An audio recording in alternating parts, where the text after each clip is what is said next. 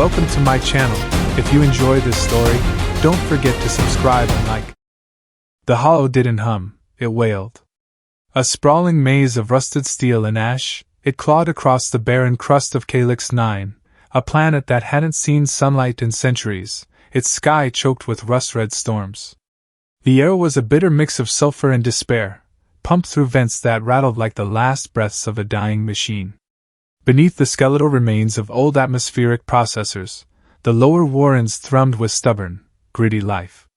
Makeshift stalls lined the corroded walkways, their flickering neon signs spitting defiance against the dark. Vendors shouted over the hiss of leaking pipes, selling vat-grown meat and scavenged tech, their voices tangling with the distant scream of ion storms tearing at the planet's edge. Elias Core moved through the crowd like a shadow, his gray duster catching flecks of ash as he slipped between bodies. He wasn't tall, but he carried himself with the taut precision of someone who'd dodged death too many times. His eyes, half hidden under a frayed hood, scanned the warren's pulse, every shout, every flicker of a lantern, every figure lingering too long in the alleys. His left hand hovered near the pulse knife strapped to his thigh, a habit carved from years of aiding bounty drones and corporate enforcers. The hollow wasn't kind to anyone, least of all a man like Elias, whose name still lingered in the Concord's old warrants. He was here for the choir. Whispers in the underchannels, encrypted messages passed between smugglers and rebels, spoke of a hidden stall trading in forbidden neural hymns, fragments of old Earth songs etched into synaptic chips. The Concord, a coalition of megacorporations and AI overseers that ruled Calyx 9, had outlawed them, claiming they stirred memories too dangerous to keep alive. Music, especially the kind that carried the soul of Earth's past, was contraband, a threat to the regime's iron grip. Elias didn't want the chips for credits. He wanted answers. A decade ago, during the purge, he'd lost his sister, Mara, to the Concord's fires. Her voice, soft and fierce, had sung him through nights of fear. The hymns were his last link to her, to whatever truth she'd died for. The market's lowest level reeked of burnt coolant and desperation. Rusted pipes swept black condensation, pooling in the cracks of the grated floor. A vendor with cybernetic eyes barked prices for gene-spliced fruit, his voice clashing with the grind of a nearby forge. Elias kept his head down, avoiding the red optic of a patrol drone hovering above the stalls. Its skin swept the crowd, hunting unregistered biosigns. Down here in the hollow's gut, he was just another drifter, his face blurred by the warren's chaos. Up top, where the Concord surveillance net was tighter, his features might still trigger an alert. His destination was Vren's stall, tucked behind a curtain of frayed thermal strips, half hidden by a pile of salvaged coolant tanks. Vren was a wiry old man, his face a map of scars and suspicion, trading in relics too risky for the upper markets. Elias slipped inside, the air thick with ozone and the faint tang of old solder. Vren looked up from a workbench cluttered with neural chips and broken data slates, wiping grease from his hands. "You're late, Core," he rasped. "Thought the drones got you." "Not yet," Elias said, voice low, steady. "You got it?" Vren snorted, pulling a small metal case from under the bench. Inside was a single chip, no bigger than a thumbnail, its surface etched with fractal patterns that glowed faintly blue. Old Earth hymn. Pre-purge. Gospel strain, maybe from some river town back when Earth still had rivers. "You sure you want this? Concord catches you, they'll burn your mind clean." Elias didn't flinch. "I'll take the risk." "Name your price." Vren's eyes narrowed, glinting like the chip steel around them. "Information. Word is you've been chasing the choir's trail. Tell me what you know, and it's yours." Elias hesitated. The choir wasn't just a rumor, it was a rebellion, a network of singers who preserved Earth songs in secret, embedding them in neural code to hide them from the Concord. He'd followed their whispers for years, piecing together fragments of a truth the regime had tried to erase. But trust was a currency he couldn't spend lightly. Vren wasn't a friend, just a contact who'd sell him out for the right price. Before he could answer, a sound cut through the stall, a low, rhythmic hum, not mechanical, but human. It drifted from the alley outside, faint but deliberate, like a heartbeat wrapped in melody. Elias froze. The hum wasn't random. It was structured, layered, a cadence he hadn't heard since Mara sang to him under a burning sky, her voice weaving hope into the dark. His chest tightened, and he stepped toward the curtain, pulse quickening. Outside, the alley was a graveyard of crates and discarded tech, the air heavy with the stench of rotting coolant. A figure sat against the wall, half hidden in shadow. She was young, maybe 20, her skin pale as bone under a layer of grime. Her clothes were rags, torn at the knees and stained with oil. Black hair, streaked with silver, fell in tangles over her shoulders, catching the flicker of a nearby lantern.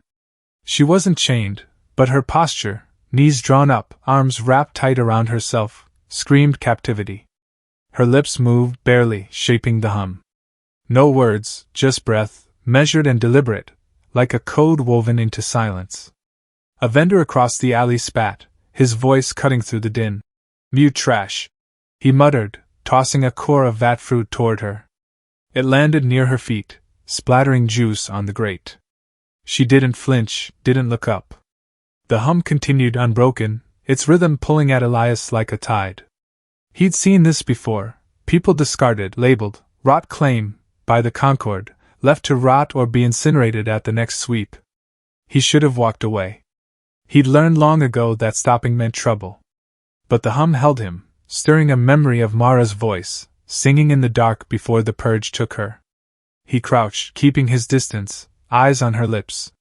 The rhythm wasn't random. It was a hymn, or part of one, encoded in breath the way the choir taught. He'd read about it in the archives before the Concord burned them, oral traditions from Earth, preserved not in text but in the body. Spirituals, chants, psalms of defiance that carried the weight of a world long gone. This wasn't gibberish. It was resistance, a spark of something the Concord couldn't kill. "You hear that?" Vren muttered, stepping beside him, his voice low with unease. "She's been at it for days. No one buys her. Too broken. Can't even scream." Elias didn't answer. He edged closer, careful not to spook her. Her eyes flicked up, sharp and gray, rimmed with exhaustion but not fear. They locked on his, unyielding, like she was measuring his soul. He spoke softly, barely above a whisper. "I know that song." Her hum faltered, just for a moment, then resumed.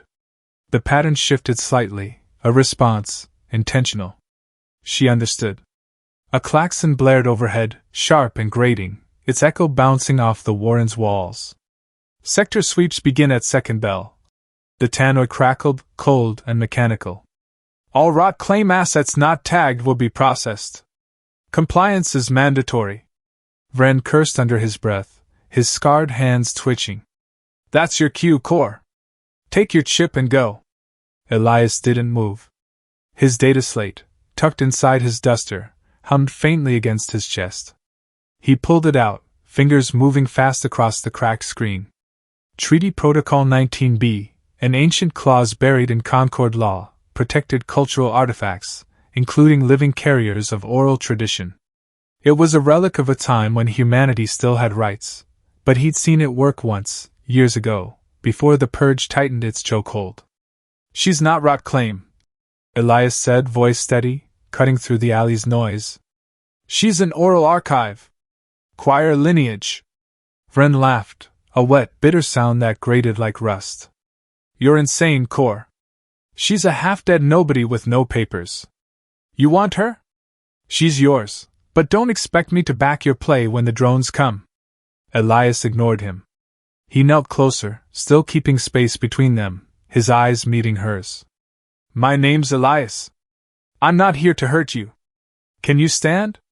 Her gaze didn't waver. Slowly she unfolded her arms, revealing bruises that mapped her ribs like constellations, dark and jagged against her pale skin.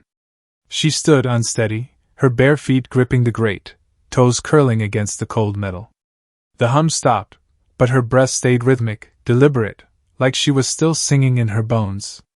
He shrugged off his duster, its inner lining threaded with thermal coils, old tech, but reliable, warm enough to keep the warren's chill at bay. He didn't drape it over her. Instead, he laid it at her feet, a gesture of trust, a peace offering. She hesitated, her fingers twitching, then reached for it, pulling it tight around her shoulders. The silver streaks in her hair caught the lantern's flicker, glowing like starlight on oil. "What's your name?" he asked, his voice softer now, almost afraid to break the moment. Her lips parted, and a single word slipped out, soft as a sigh, rough from disuse. "There." Elias nodded, the name settling into him like a stone. "There. Come with me. We're running out of time." They moved through the Warren's maze, Elias leading, Vare trailing close behind. Her steps were silent, practiced, like someone who'd learned to vanish in plain sight. The crowd parted around them, eyes darting away. Nobody wanted to be seen helping a rot claim, not with drones overhead and enforcers patrolling the upper levels. Elias's slate pinged a warning. A Concord patrol was closing in, 2 junctions away, their signals cutting through the Warren static. He guided her toward a maintenance hatch tucked behind a stack of coolant tanks, its edges crusted with rust. The hatch groaned as he pried it open, revealing a narrow tunnel lined with flickering conduits, their faint hum barely audible over the Warren's din. "Inside," he said, his voice low but firm. "Stay low." Vare didn't hesitate. She slipped into the dark, the duster brushing the tunnel's walls. Elias followed, sealing the hatch behind them. The air inside was thick with rust and stale heat, but it was safer than the open Warren, for now. They crawled in silence, the only sounds the drip of condensation and the distant rumble of the hollow's core reactors. Elias's mind raced, piecing together what he knew. The hymn Vare had sung wasn't just a song, it was a key, a fragment of something older, something the Concord feared enough to outlaw. He'd heard rumors of the choir's last stand, a group of singers who'd woven their hymns into Nero code, hiding them in plain sight. If Vare was one of them, she wasn't just a survivor. She was a threat. The tunnel opened into a derelict filtration bay, its walls caked with dust and forgotten tech. Elias motioned for Vare to wait while he checked the exits, his slate buzzing with alerts. Drones were closer now, their signals converging on their path. He turned to her, his voice low but urgent. "You know why they're after you, don't you?" Her eyes met his, steady but guarded, like she was weighing whether to trust him. "They want the song," she said, her voice rough, like gravel scraped raw. "It's not just music. It's memory. Earth's memory." Elias's breath caught, a memory of Mara flickering in his mind, her voice, singing in the dark, promising they'd survive the purge. "What kind of memory?" She didn't answer. Instead, she hummed again, low and deliberate, the cadence shifting into something new, a warning, a call, a promise. The sound stirred something in him, a flicker of hope he thought was long dead. "We need to move," he said, shaking off the memory. "There's a safe house on the upper ring. A friend, Kalia, runs a smuggler's den. She can get us off planet." Vare's expression didn't change, but her hum faltered, her gray eyes narrowing. "No one's safe," she said. "Not while I sing." "Then why keep singing?" She looked at him, her gaze sharp as a blade. "Because it's all we have left." They climbed a rusted ladder to the upper tunnels, the air growing hotter, thicker with the stench of burned wiring. Elias's slate projected a faint map, guiding them toward Kalia's den. The Concord's patrols were tightening their net, their drones sweeping in patterns too precise to be random. Someone had tipped them off, Vren maybe, or someone higher up the chain. Elias didn't have time to care. The safe house was a converted storage vault, its walls lined with scavenged insulation and old holoscreens flickering with static. Kalia, a wiry woman with a shaved head and a cybernetic arm, greeted them with a scowl, her metal fingers tapping a rhythm on her thigh. "You're bringing trouble, Core," she said, glancing at Vare. "She's marked. I can smell it." "She's not marked," Elias said, stepping between them. "She's protected. Treaty 19B. Kalia snorted, her arm whirring softly as she crossed it over her chest. "That law's older than this planet's dirt. Concord doesn't care about your archives." "They will when I'm done," Elias said, his voice cold, unyielding. He turned to Vare. Show her. Vare stepped forward, the duster slipping slightly to reveal the bruises on her arms, dark and jagged like fault lines. She didn't speak. Instead, she began to hum again, the sound filling the vault like water in a cracked glass. The rhythm was different now, slower, heavier, like a funeral dirge laced with defiance. Kalia's scowl faded, replaced by something like awe, her eyes widening. That's choir, she whispered, almost to herself. How's she still alive? Doesn't matter, Elias said. She's staying that way. Kalia crossed her arms, her cybernetic hand clicking against her chest. You want my help, it's gonna cost. Passage off Calyx 9 isn't cheap, and you're both hot. Concord's got your face on every drone's skin by now. Elias pulled the neural chip from his pocket, the one Vren had given him, its fractal patterns glinting faintly. This cover it? Kalia's eyes lit up, but she masked it quickly. Where'd you get that? Doesn't matter. Get us to Halcyon's Vale. There's a choir cell there, or so the whispers say.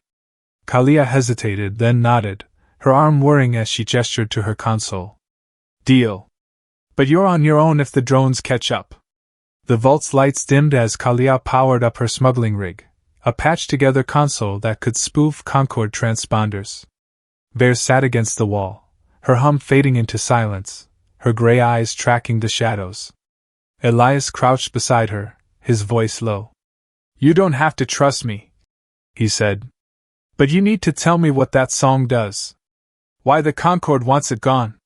Vare's gaze flicked to the ceiling, as if searching for stars through layers of steel and ash. It's not one song, she said, her voice soft but firm. It's a chain. Each hymn links to the next, a map to something they buried. Something they're afraid of.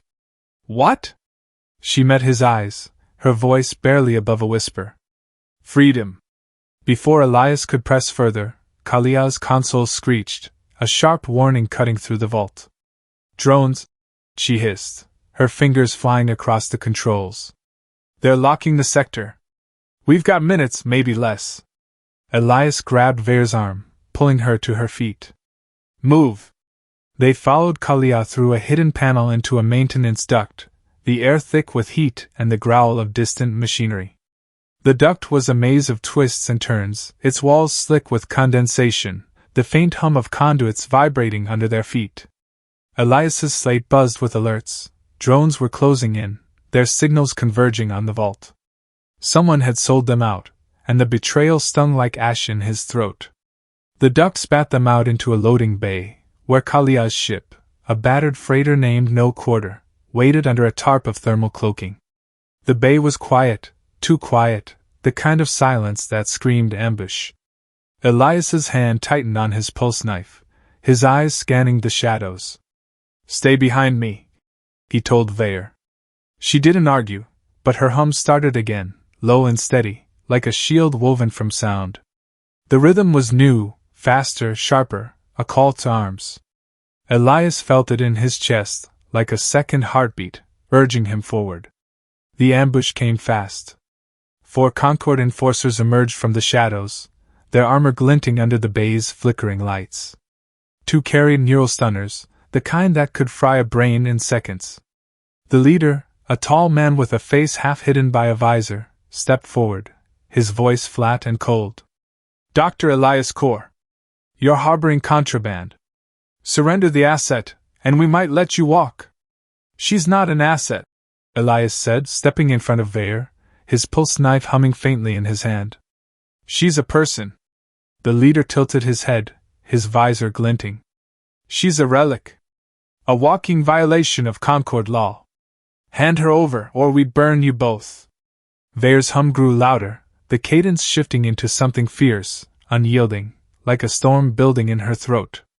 The enforcers hesitated, their stunners wavering, as if the sound itself was pushing them back. Elias saw his chance. He lunged, pulse knife flashing, and took down the nearest enforcer with a single slash, the blade cutting through armor like paper. Vare moved like a shadow, ducking behind a crate as a stunner blast scorched the air where she'd stood. Kalia fired from the ship's ramp, her cybernetic arm spitting plasma bolts that lit up the bay. "Get to the ship!" she shouted, her voice sharp with urgency. Elias grabbed Vare's wrist, pulling her toward no quarter. The enforcers regrouped, their leader barking orders as drones swarmed the bay, their red optics locking onto them. Elias fired his pulse knife secondary charge, a low-yield EMP that fried the nearest drone's circuits. It crashed to the ground, sparking wildly. Kalia slammed the hatch shut behind them, the ship's engines roaring to life, a deep growl that shook the floor. "Hold on!" Kalia yelled, her hands flying across the controls. The freighter lurched, breaking free of the bay's gravity tethers. Outside, the hollow shrank into a blur of rust and neon, Calyx 9 storms swallowing it whole. Elias strapped into a jump seat, Vare beside him, her hum fading but not gone. Her eyes were wide, not with fear, but with something else, resolve, maybe, or recognition, like she'd seen this moment coming. "You okay?" he asked, his voice rough from the adrenaline. She nodded, her breath still rhythmic, deliberate, like she was anchoring herself with it. "They'll keep coming," she said, her voice steady despite the chaos. "The song's not finished." Elias leaned back, his slate buzzing with a new alert, a Concord bounty, his name and face plastered across the grid, the reward high enough to tempt even Kalia. He didn't care. For the first time in years, he felt something stir in him, something he thought died with Mara. Purpose. A reason to keep running, to keep fighting. "What's the next verse?" he asked, his eyes meeting hers. Vare's lips curved, not quite a smile, but close. "You'll know when you hear it." The ship jumped, the stars bending into streaks of light as no quarter tore free of Calyx 9's orbit. The hollow was gone, but the Concord's reach was long, and the choir's songs were longer still. Elias glanced at Vare, her silver-streaked hair catching the cabin's amber glow. She was no relic, no asset. She was a spark, a living him, and he'd be damned if he let the Concord snuff her out. Halcyon's Veil waited, a rogue moon on the edge of known space, where the choir's last singers were said to hide. Elias didn't know if they'd find answers there, or just more questions. But for now, they were alive, and the song was still singing. The no quarter carved through the void, its engines growling like a beast shaking off chains.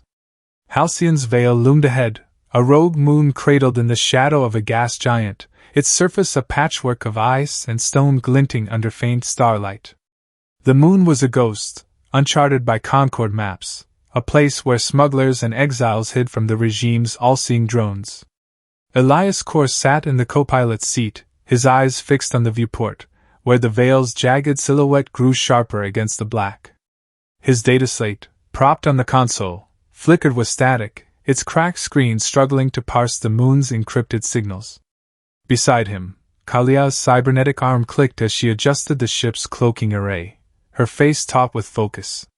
"You sure about this?" she asked, not looking at him. "The Veil's a graveyard for people like you. Choir or not, those exiles don't take kindly to strangers." Elias didn't answer right away. His fingers traced the edge of his pulse knife, a reflex to ground himself. The hollow was behind them, its rust and ash fading into memory, but the Concord's bounty lingered like a blade at his throat.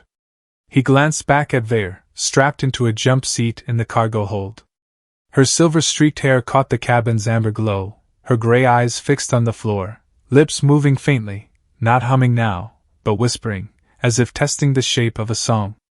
She hadn't spoken much since they'd escaped Calyx 9, but her presence was a weight, a spark that refused to dim. "They'll take us," Elias said finally, his voice low but firm. "The choir's there. They'll want her." Kalia snorted, her arm whirring as she punched in coordinates. "You're banking on a myth. If the choir's real, they're not gonna roll out a welcome mat for a washed-up archivist and a half-dead singer." "She's not half-dead," Elias said, sharper than he meant. "And I'm not washed up." Kalia's lips twitched, almost a smile. "Keep telling yourself that, Core." The no quarter shuddered as it breached the Veil's thin atmosphere, ice particles scraping the hull like fingernails. The landing was rough, the ship settling onto a frozen plateau ringed by jagged spires. Elias unstrapped and moved to the cargo hold, where Vare was already standing, her borrowed duster pulled tight around her. Her bruises had faded slightly, but the wariness in her eyes hadn't. She looked at him, not with trust, but with something closer, a question, maybe, or a challenge. "We're here," he said, gesturing to the hatch. "Stay close. This place doesn't forgive mistakes." She nodded, her fingers brushing the edge of the duster, as if anchoring herself to its warmth. "I know." The hatch hissed open, and the cold hit like a fist, sharp and biting, carrying the faint metallic tang of ozone. The plateau stretched into a labyrinth of ice caves and crumbling ruins, remnants of a colony long abandoned. Elias's slate pinged, picking up faint signals, encrypted, erratic, like whispers in a storm. The choir was here somewhere, hidden in the cracks of this frozen world. He led the way, Vare's footsteps crunching softly behind him, Kalia bringing up the rear with a plasma rifle slung across her shoulder. The caves were a maze of glowing ice and shadow, their walls etched with faint patterns, spirals, lines, symbols that looked almost like musical notation. Elias's breath caught as he traced one with his finger, the ice cold enough to burn. "These are old," he said half to himself. "Pre-Concord. Maybe even pre-Purge." Vare stopped beside him, her eyes tracing the same pattern. "They're hymns," she said, her voice soft but certain. "Not written to be read. Sung to be remembered." Elias turned to her, the weight of her words settling into him. "You've seen them before?" She didn't answer, but her lips moved again, shaping a faint hum that echoed off the ice. The sound was different now, slower, mournful, like a lullaby for a world that no longer existed. The caves seemed to respond, the patterns glowing faintly, as if her voice was waking them. Kalia swore under her breath, her rifle twitching. "That's not creepy at all," she muttered. They pressed deeper, guided by the slate's signals and Vare's hum. The caves opened into a vast chamber, its ceiling a dome of ice that refracted starlight into shards of color. At its center stood a circle of figures, cloaked in thermal wraps, their faces hidden behind breath masks. The choir. Elias's pulse quickened, his hand hovering near his knife. Kalia raised her rifle, but he motioned her to lower it. "We're not here to fight," he said, stepping forward.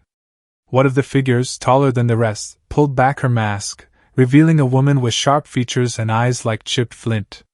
"Your core," she said, her voice low, edged with suspicion. "The archivist. We heard you were coming. Didn't expect you to bring baggage." "She's not baggage," Elias said, his tone hard. "She's one of yours. A singer." The woman's eyes flicked to Vare, narrowing as they took in her bruised frame and silver-streaked hair. "Prove it." Vare stepped forward unprompted, her hum rising again. This time, it was a melody, clear and haunting, weaving through the chamber like a thread of light. The patterns on the walls glowed brighter, their spirals pulsing in time with her voice. The choir members shifted, some lowering their hoods, others murmuring. The woman, her name, Elias learned, was Vara, raised a hand, silencing them. "You sing the old verses," Vara said, her voice softer now, almost reverent. "Where did you learn them?" Vare's hum faded, but her eyes didn't waver. "From my mother. She sang until they took her." Vara's expression didn't change, but something flickered in her eyes, recognition, maybe, or grief. "You're welcome here," she said. "But your friend," she glanced at Elias. "He's a liability. The Concord's hunting him, and we don't need their drones sniffing around." "I'm not leaving her," Elias said, stepping closer to Vare. "She's under Treaty 19B, Cultural Archive. You try to separate us, you're breaking your own laws." Vara's lips twitched, not quite a smile. "You're bold, core. Stupid but bold. Fine. You stay. But you pull your weight." The choir's camp was a network of chambers, warmed by scavenged heaters and lit by bioluminescent algae strung across the walls. The singers moved with quiet purpose, some tending to consoles, others practicing hymns in low, rhythmic murmurs. Elias and Vare were given a small alcove, its walls etched with more of the strange patterns. A thermal blanket and a ration pack waited on a stone slab, alongside a cracked datapad that hummed faintly when Elias touched it. Vare sat cross-legged on the slab, her duster folded beside her. She hadn't hummed since entering the camp, but her fingers traced the patterns on the wall, as if reading them by touch. Elias watched her, his chest tight with questions he didn't know how to ask. "You okay?" he said finally, settling across from her. She nodded, her gray eyes distant. "It's strange," she said. "Being around people who know the songs. I thought I was the last." "You're not," Elias said, his voice softer than he meant. "But you're still running." "Why?" Her gaze flicked to him, sharp and searching. "Because the songs aren't just memory. They're a map. The Concord knows it, and they'll burn this moon to stop it." Elias leaned forward, his slate humming in his pocket. "A map to what?" She hesitated, her fingers pausing on the wall. "I don't know yet. My mother never told me the end. Only that the hymns lead somewhere, something they couldn't destroy." Before he could press further, Vara appeared at the alcove's entrance, her flinty eyes scanning them both. "Cor, we need you. Got a signal to decrypt, and you're the only one here who speaks archive code." Elias stood, glancing at Vare. "Stay here. I'll be back." She didn't respond, but her fingers resumed tracing the patterns, her lips moving faintly, as if the hum was waiting just beneath her breath. The choir's central chamber was a hive of activity, consoles flickering with data streams and singers chanting in low, synchronized rhythms. Vara led Elias to a cracked hollow table, its surface projecting a garbled signal, encrypted, layered Concord grade. "This came in an hour ago," she said. "It's tagged with choir markers, but it's locked. Can you crack it?" Elias ran his fingers over his slate, sinking it to the hollow table. The code was dense, a tangle of pre-purge algorithms and Concord ciphers. He recognized the structure. His sister Mara had worked on similar systems before the purge, back when the Concord was still pretending to care about human culture. His throat tightened, but he pushed the memory down, focusing on the task. Line by line, he peeled back the encryption, his fingers moving with a precision he hadn't used in years. The signal cleared, revealing a message, coordinates, a time stamp, and a single phrase in an Old Earth dialect. "The chain is unbroken." Elias's breath caught. The coordinates pointed to a derelict station in the gas giant's orbit, a place abandoned since the purge. The phrase was a choir marker, a call to action. "It's a meet," Vara said, her voice low. "Someone's calling the choir together. Could be a trap. Or it could be the next verse," Elias said, glancing back toward the alcove where Vare waited. "She said the hymns are a chain. This might be the next link." Vara's eyes narrowed. "You trust her?" "She's a stray. For all we know, she's a Concord plant." "She's not," Elias said, his voice hard. "I've seen what they do to people like her. She's real." Vara didn't argue, but her silence was heavy, skeptical. "We move at dawn. You and her are coming. If this is a trap, you're the ones taking the hit." Elias nodded, his jaw tight. He returned to the alcove, where Vare was still tracing the patterns, her eyes distant but focused. "We're moving out tomorrow," he said. "A signal came in. Choir business. You ready?" She looked at him, her fingers pausing. "I've been ready my whole life."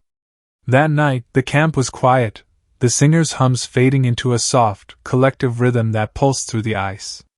Elias lay on a thermal mat across from Vare, his slate glowing faintly beside him. He couldn't sleep, his mind tangled with memories of Mara, her voice, her laugh, the way she'd promised they'd outrun the Concord together. He'd failed her, left her behind when the fires came. He wouldn't fail Vare. "You don't talk about her," Vare said suddenly, her voice cutting through the dark. She was sitting up, her blanket pulled tight around her shoulders, her eyes glinting in the algae's glow. "Who?" Elias asked, though he knew. "The one you lost. The one who sang." He stiffened, his hand pausing on the slate. Her name was Mara, he said finally, his voice rough. My sister. She was like you. She believed in the songs, thought they could change things. She was wrong. Vare's gaze softened, just a fraction. She wasn't wrong. She just didn't live long enough to see it. Elias looked away, his throat tight. I should have saved her. You're saving me, Vare said, her voice quiet but firm. That's not nothing. He didn't answer, but her words settled into him, heavy and warm, like a stone warmed by fire. He lay back, staring at the ice ceiling, its patterns glowing faintly above them. For the first time in years, the silence didn't feel like a threat. Dawn came in a wash of pale light, filtering through the ice like a promise. The choir moved out, a small group led by Vara, their breath masks hissing in the cold. Elias and Vare followed, their steps crunching across the frozen plateau toward a shuttle bay carved into the rock. Kalia's no quarter was already prepped, its engines humming softly. The derelict station was a short jump away, orbiting the gas giant like a forgotten relic. Elias's slate buzzed with the coordinates, the phrase. The chain is unbroken, looping in his mind. The shuttle ride was tense, the cabin filled with the low hum of the choir's singers, their voices weaving a protective cadence. Vare joined them, her hum blending seamlessly, her eyes closed as if she were reaching for something beyond the ship's walls. Elias watched her, his chest tight with a mix of awe and unease. She wasn't just a survivor, she was a key, and he was starting to realize how much he'd risked to keep her safe. The station loomed into view, a skeletal husk of twisted metal and shattered glass, its orbit decaying slowly into the gas giant's pull. The no quarter docked with a groan, its clamps locking onto a rusted airlock. Vara led the group inside, her rifle raised, her eyes scanning the dark. The station was a tomb, its corridors lined with frost and the faint glow of emergency lights. Elias's slate picked up a signal, faint, erratic, but growing stronger as they moved deeper. The signal led them to a central chamber, its walls covered in the same spiral patterns as the caves. At its center stood a console, its screen flickering with a single image, a neural hymn, its fractal patterns pulsing in time with a low, rhythmic hum that filled the room. The choir members froze, their voices faltering. Vara's hand tightened on her rifle. This is it, she said. The next link. Before anyone could move, the chamber's lights flared, and a voice crackled through the static, a Concord officer, his tone cold and precise. You're late, choir. Surrender the singer, and we might spare the rest. Elias's blood ran cold. He grabbed Vare's arm, pulling her behind a console as drones swarmed the chamber, their red optics cutting through the dark. Vara fired, her rifle spitting plasma, but the drones were too fast, their stunners crackling with deadly intent. The choir scattered, their hums rising into a chaotic, defiant melody. Vare's hum joined them, louder now, fiercer, its cadence weaving through the chaos like a blade. The patterns on the walls glowed brighter, the console's screen pulsing in time. Elias realized what was happening. The hymn wasn't just a song. It was a trigger, unlocking something in the station's core. He dove for the console, his slate syncing with its systems, his fingers flying across the controls. The screen flared, revealing a map, not of stars, but of neural pathways, a network of hymns hidden across the galaxy, each one a piece of a larger truth. The Concord hadn't just outlawed the songs, they'd buried them, because together they formed a weapon, a way to break the regime's control. A drone stunner grazed Elias's shoulder, sending pain lancing through him. He gritted his teeth, shielding Vare as she sang, her voice rising above the chaos. The drones hesitated, their optics flickering, as if her hymn was jamming their systems. Vara shouted something, but her words were lost in the noise. Elias pulled Vare toward a side corridor, his slate buzzing with warnings. The station was destabilizing, its orbit collapsing.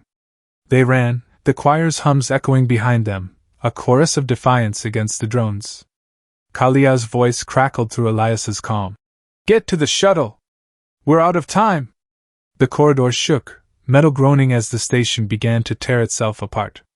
Elias and Veer reached the airlock just as a drone fired, its stunner missing by inches. They dove into the no quarter, Kalia slamming the controls as the shuttle tore free.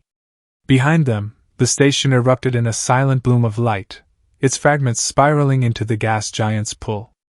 Elias collapsed into a jump seat, his shoulder burning, his breath ragged. Veer sat beside him, her hum fading into silence, her eyes wide with exhaustion but alive with fire. "You saw it," she said, her voice hoarse. "The map." He nodded, his slate still clutched in his hand, its screen glowing with the neural pathways. "It's not just a song," he said. "It's a rebellion." Kalia glanced back from the pilot's seat, her face grim. "You two just painted a target on every choir singer in the galaxy. Hope you're ready for what's coming." Elias looked at Veer, her silver hair glinting in the cabin's light, her bruises a testament to everything she'd survived. He thought of Mara, of the promises he'd failed to keep, and felt something shift inside him, not guilt now, but resolve.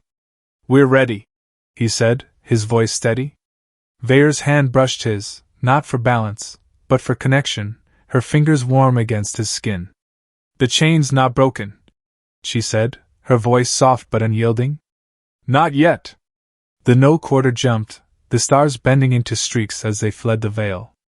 The Concord was coming, and the choir's songs were no longer a secret.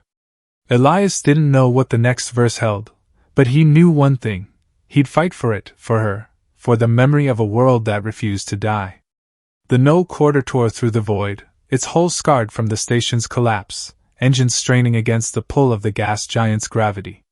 Stars streaked past the viewport, their light bending into jagged lines as the ship hurtled toward the edge of known space. Elias Kor sat in the cargo hold, his shoulder still burning from the drone's stunner, his data slate glowing with the neural map they'd pulled from the derelict station. The map wasn't just coordinates. It was a network, a chain of him scattered across the galaxy, each one a piece of a weapon the Concord had buried long ago. He didn't know what it was, not yet, but the weight of it pressed against his chest like a second heartbeat. Veer sat across from him, her silver-streaked hair loose, her gray eyes fixed on the slate's flickering screen.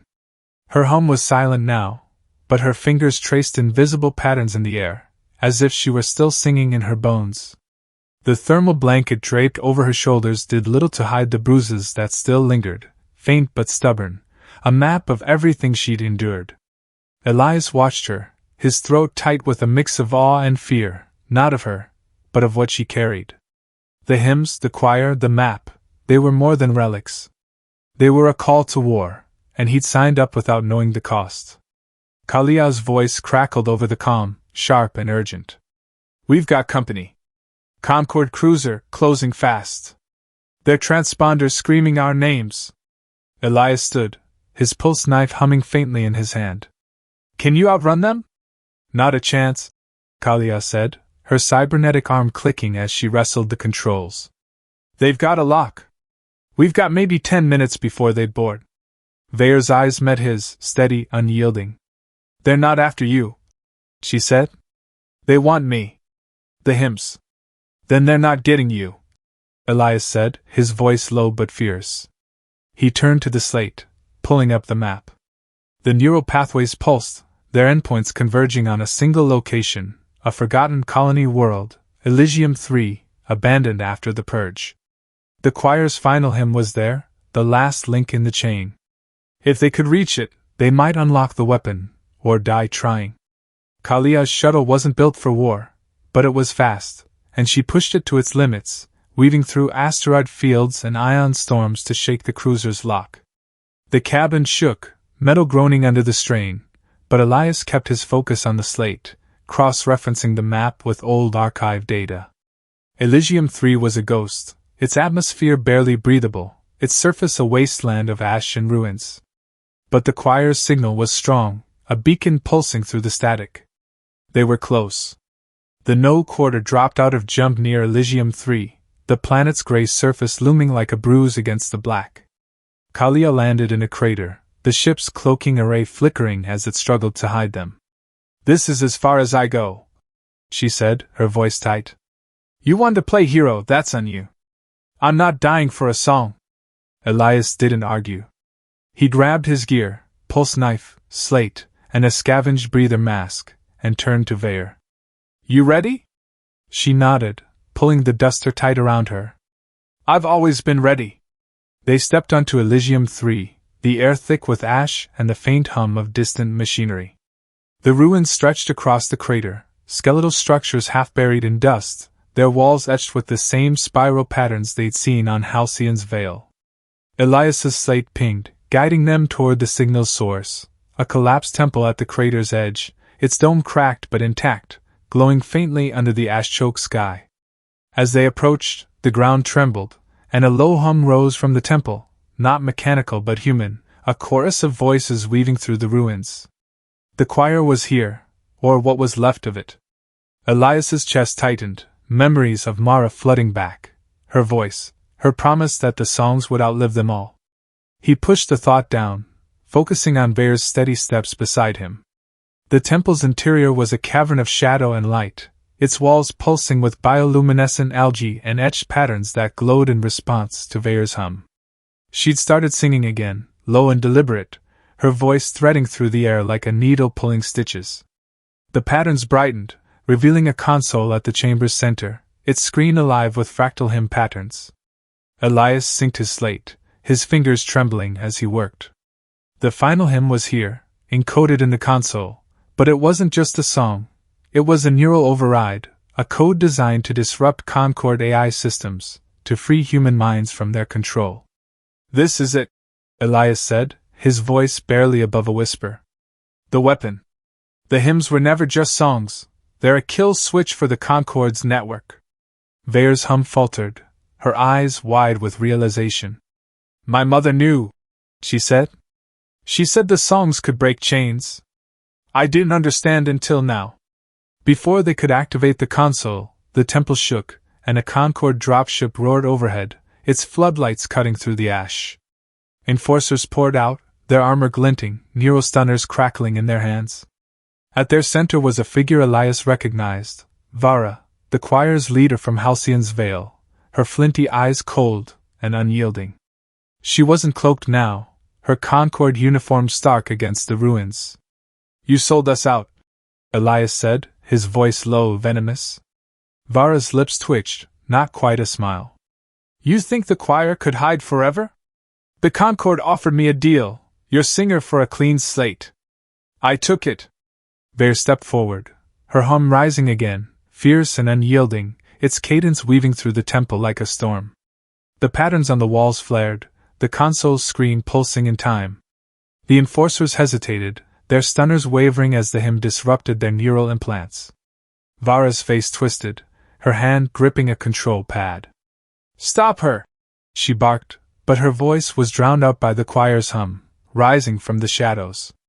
Figures emerged from the ruins, singers, cloaked and masked, their voices joining Vare's in a chorus that shook the temple. The patterns glowed brighter, the console humming with power as the neural override began to load. Elias dove for the controls, his slate syncing with the system, his fingers flying to complete the sequence.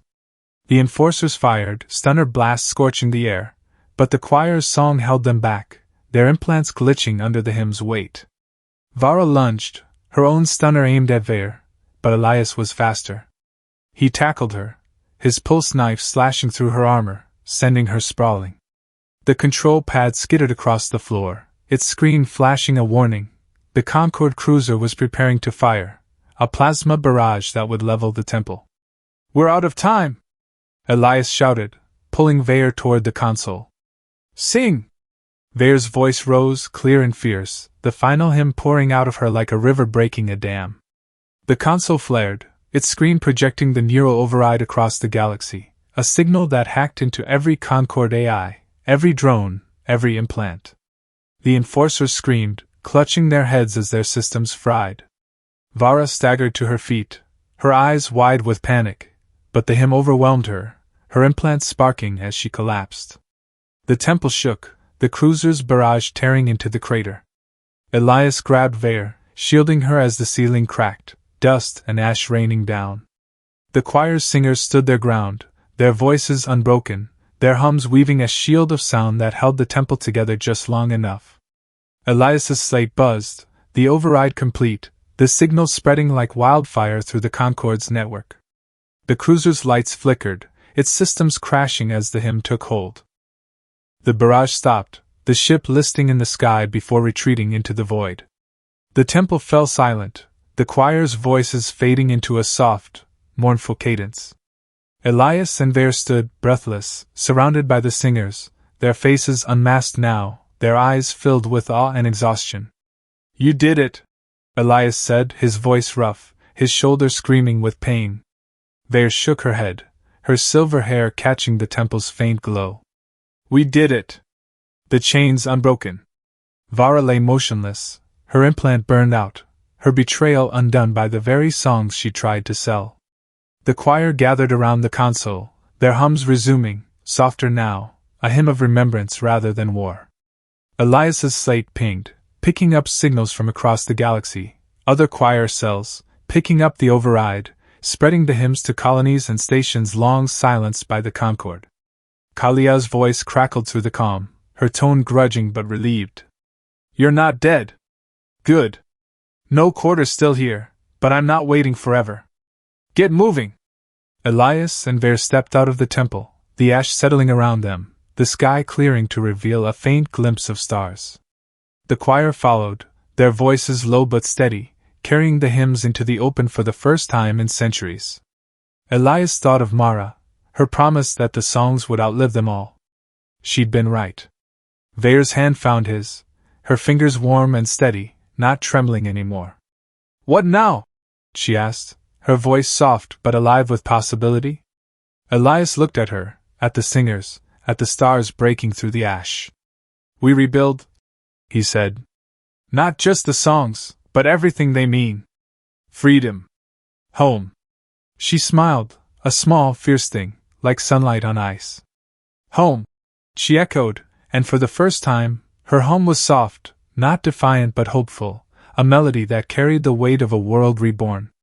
They boarded the no quarter, the choir crowding the hold, their voices blending into a quiet chorus that filled the ship. Kalia shook her head, muttering about "damn fools and their songs," but her eyes betrayed a flicker of pride. The ship lifted off, Elysium 3 fading into the distance, its ruins no longer a tomb but a testament to what humanity could endure. As the stars stretched into streaks, Elias opened his slate, pulling up a blank page. He hesitated, then wrote a single line, his hand steady. "This is not the end of a song.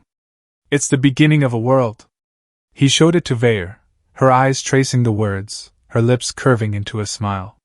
"You're learning," she said, her voice warm, teasing. He laughed, a sound he hadn't heard from himself in years. "I had a good teacher." The no quarter jumped, the void opening wide, stars waiting not as threats but as witnesses. The hymns lived on, carried in voices, in breath, in the bond between a man who'd once run from his past and a woman who'd chosen to sing again. The Concord was wounded, its network fractured, but the fight wasn't over. There would be other battles, other betrayals, but for now, they had this, a spark, a song, a chance to rebuild what had been lost. On a distant colony, a child heard the hymn for the first time, its cadence drifting through the static of a scavenged radio. She listened, her eyes wide, and began to hum, her voice small but unbroken. The chain held, and humanity sang on.